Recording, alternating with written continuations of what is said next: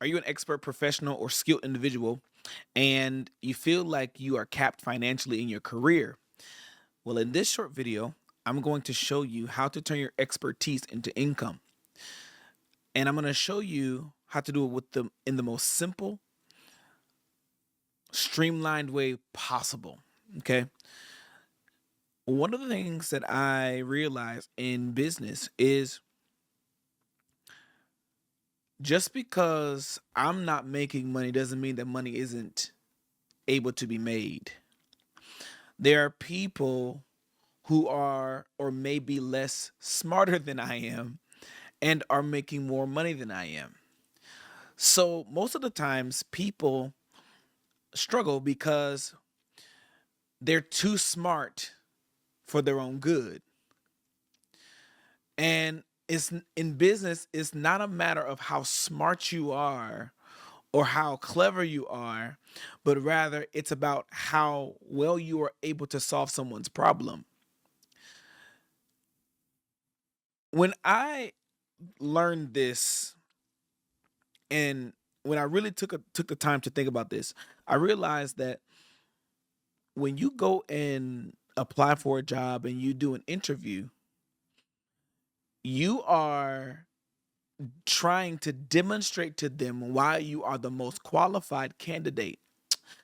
And one of the things that I realized also was that when I would communicate to people or to the HR or the hiring manager why I was the most qualified candidate, I automatically talked about my expertise rather than the solutions that I would bring in the position that I was applying for. Oftentimes, we are so enamored by our education, our previous history that we don't understand or know how to turn what we have been a master of into a communicative way that leads people into believing that we can bring them a solution. I was talking to one of my mentees and I was telling them, you have the experience, you just don't know how to communicate it. Well, I don't have this type of experience. You may not have that type of experience, but there is a way for you to communicate what you are good at and lead people into a solution. Let me just break this down for you and let you know a secret. People don't care how much you know. People just want to know that you can help them. That should be a retweet right there. People don't care how much you know. They just want to know if what you know can help them. Every time I get on social media, there is enough information out there, but there's information overload and there's not transformation overload. What do I mean? There are people who will just binge eat information all the time, but the information only fills their heads but never leads them into a solution. If I tell you that you can make $1 million and I'm saying, hey, this is, you can make $1 million doing this, but I never speak to the pain, the frustrations, and all these different things that are included in that, I'm only giving you head knowledge and not transformational knowledge. I hope that makes sense. So, how do you turn your expertise into income in 2025 and beyond? The primary function of any business is to solve a problem. When you were applying for jobs and you were doing interviews, you were talking about your skill set rather than you were talking about the solution your skill set could bring them. Knowing someone's pain, what is the pain? The pain is what's hurting someone that they don't know what's hurting them. When a person goes to the doctor for heartburn or heart pain or whatever, that could be just one of the symptoms, but the real pain is they can't sleep at night. The real pain is they're tossing and turning and they're unable to accomplish what they're supposed to do on their job. They are, you know, they're not as nice to their spouse, and so it's affecting their marriage. So that's the real pain. All the heartburn, the heart pain, all that stuff, that's just a symptom. It's the bigger problems that you're solving when you're talking about business. So let's just say, for example, taxes. Taxes is not a sexy, it's not a sexy topic to talk about. But what is the pain that is connected to taxes? Now, I work with high level entrepreneurs who, want to reduce their tax bill, but the pain, it may not necessarily even be the taxes. The pain is they don't feel like dealing with the IRS. They don't feel like they should owe that amount. The real pain is not necessarily even the taxes. The pain is actually paying it. The pain is going back and forth with the IRS. How can I reduce my tax bill and not worry about the IRS? That's the real issue at hand. So although I can talk to you about all the different strategies and all these different things, that is only a piece of the big picture. So when I'm talking about my expertise, I'm not even talking about, okay, yeah, I have this amount of experience. I do da, da, da, da. People don't really care. People only want to know is what you do, can it be profitable for me? When I was in my master's program, the the we were doing like some type of project, and one of the things that the professor said, they said always have with them in mind. I said, huh? He said, with them. What's in it for me? With them. So I'm not thinking for the customer. I'm thinking from the customer. There's a big difference. If I think for you, then I am destroying your autonomy. But if I think from you, I'm able to be more empathetic towards you and create a more sound solution. So it does not matter what the expertise is, it just has to be oriented to a specific pain that leads them to a specific solution. And the only way to actually do that is if you stop thinking for the customer and start thinking from it. What is it that's keeping them up at night? What are some inner frustrations that they're having right now? What are some things that they just can't stop thinking about every day? When I was in the insurance industry, um they would just say go out and sell but insurance. But people don't like to talk about life insurance because it makes you think about death. Who wants to talk about that? I'm thinking, okay, I need to have a specific audience. And that's another thing. We're going to talk about that in a second. My audience, what is my audience thinking about at night? Their family. Okay. What about their family? Preserving their legacy. Okay. So is it I'm selling life insurance or am I selling an opportunity for someone to create and leave a legacy? So now when I'm marketing, my marketing sounds a little bit differently than do you want life insurance? No, that's not sexy. My marketing sounds more like, are you a family man who wants to leave a legacy? Do you have children? Um I'm going to show you as a single father how to leave a legacy without having to worry about all excessive fees and unnecessary costs that are associated with leaving a legacy. Now, my product or service could be $20,000, but the cost of not leaving a legacy is greater than the cost that I'm going to charge someone. Now, that's another conversation for another day. What I'm saying to you is when you are talking about or evaluating your expertise, you must evaluate your expertise with the solution in mind. When you when you show up, what happens to people's lives? When you enter into a space, do people like what you give them or do they repel what you give them? Because whatever consistent pattern that you have there, that's the space whereby you need to lean into.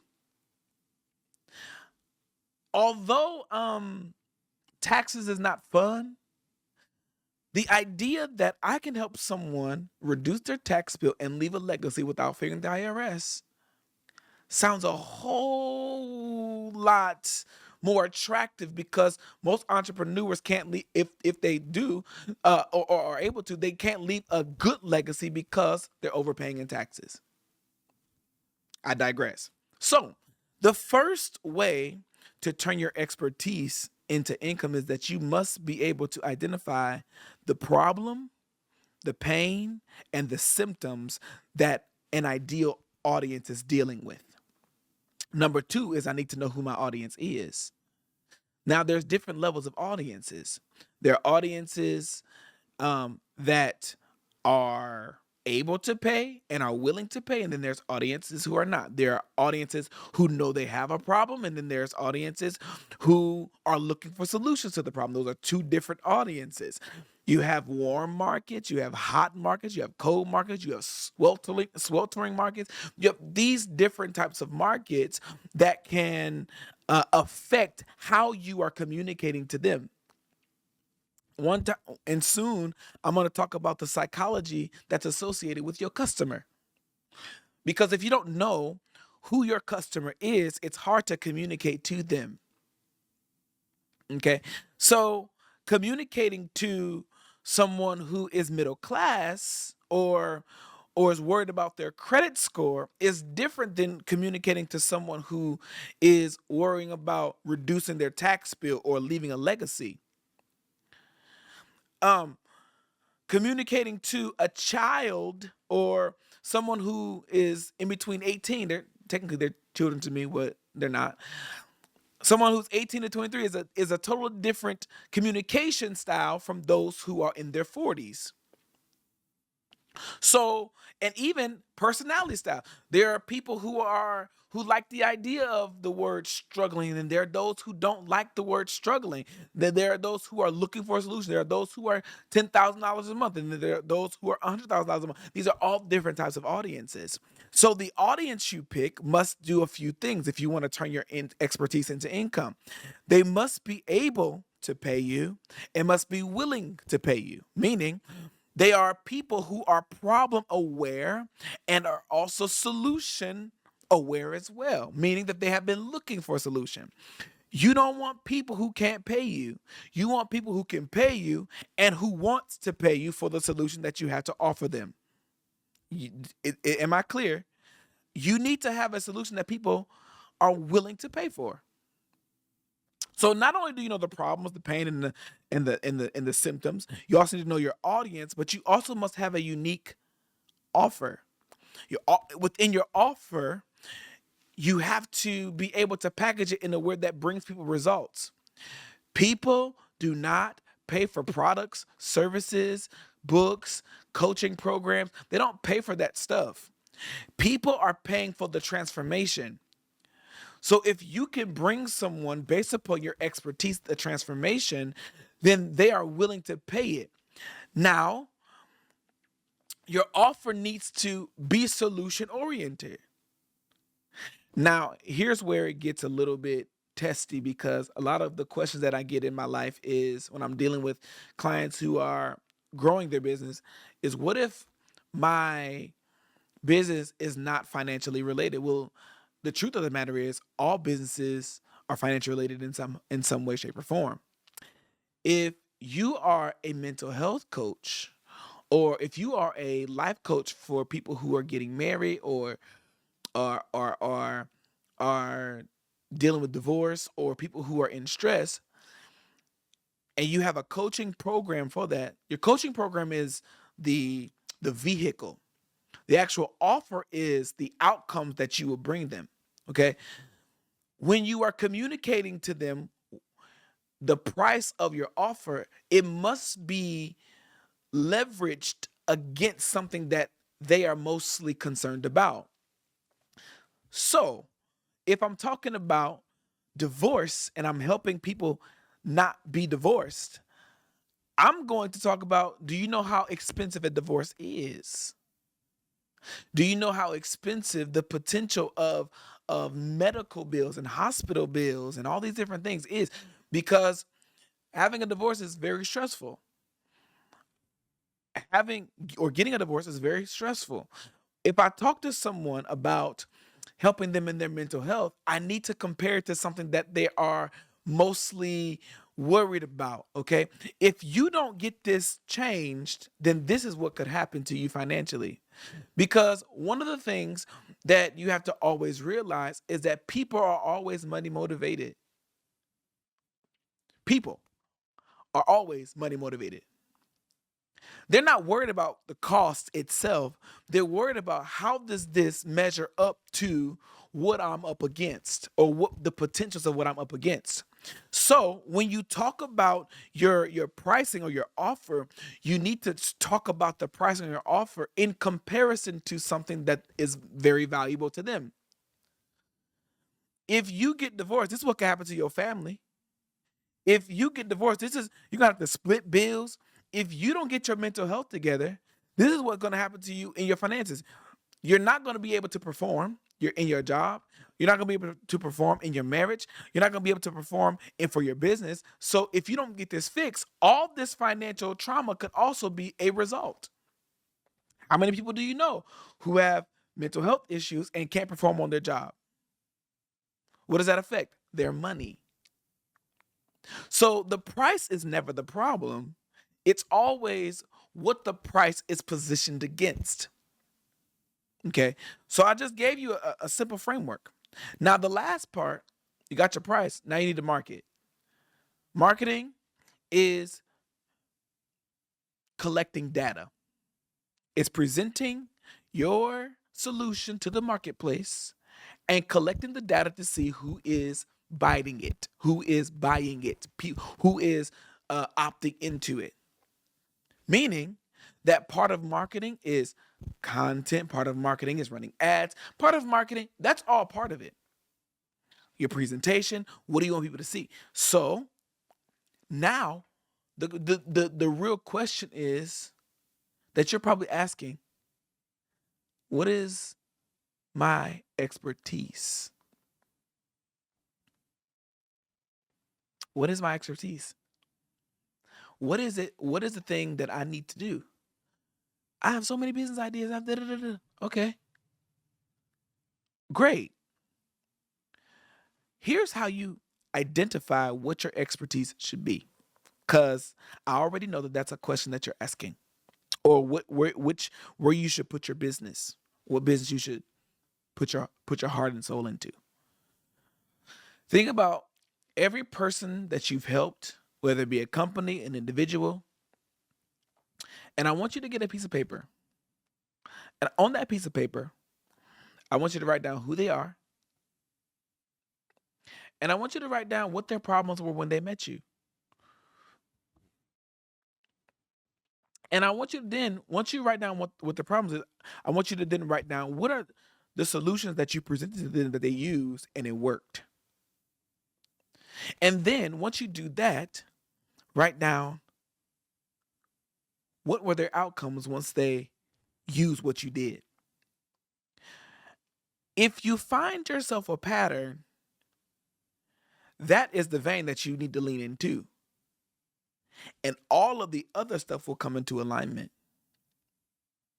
So, my expertise is the place whereby I'm mostly skilled in and I'm able to bring someone a solution in. Well, I'm good at doing hair. Great. Show somebody else how to do it. Or buy chairs or buy a commercial building. Open up a hair school. Here's the secret I want to let you know. You'll always get paid more showing people how to do what you do more so than you will doing what you do. Why? Because you're a human being and your energy, your physical energy, and actively doing it will always be finite. However, in creating a system like what I'm talking about today, you will then be able to take what you have and turn it into a consistent stream of revenue that can pay you for the rest of your life. One product can turn into millions. One solution, one big solution can turn into. I'm going to show you something. And I'm not just telling you just because. I'm telling you for a reason. And this is a story that helped me cultivate my business. And then I'm gonna let y'all marinate on this, and I'm gonna recap. I was doing taxes, and I was capped at what I was able to do. Doing taxes, $500 a tax return, perfect. Then a situation came, and I had to figure out how can I help this client who had this massive tax bill. So I said, okay, I don't know really what I'm doing, but I do know enough tax deductions and strategies that I can help this person. So I said, hey, this is what you're going to pay. It was 7 times more than what I was used to receiving from one person. And it only took me an hour to fix. From that day, I said, oh, I've just hit a jackpot. Now, I still, in a sense, was doing, but the doing was more so from the perspective of using my vocal cords rather than my hands. So I showed the process, or I communicated how to do X, Y, and Z, and it paid me more than when I actually was actively doing it. What am I saying to you? If you want to turn your expertise into more income, you have to go from working hard to working higher. Meaning, you have to stop using so much of your energy and use the energy that is on a higher dimension. My hands are lower than my vocal cords. If I can use my vocal cords and get paid more, it's much greater than if I use my hands to get paid little. This is how you're able to make more in less time. So let's do a recap because I didn't give you the last part. Once you got your expertise, now we go into that problem. You got your problem, you're paying your symptoms. Then you have your audience. Okay? Then you have your offer. Once you have your offer, and then you have your price, then you have your marketing, and then you create the system. All of those are the step-by-step processes on how to turn your expertise into income. But always remember this: the greater the solution, the greater the income. Heart surgeons get paid more than general practitioners. Why? Because the solution is more specific, but it's more life threatening if it doesn't get fixed. Why don't you become the heart surgeon of your industry? You don't have to be all things to all people. You can pick a specific group of people. And once you've picked that group of people, you don't have to stray unless you decide to. It is okay to have a specific group of people because the more specific you are, the more you can charge. The more you charge, the greater you will be able to reach your financial goals. I just gave you a clear way on how to turn your expertise into income. My name is JaQuan Gamble. I hope to see you soon.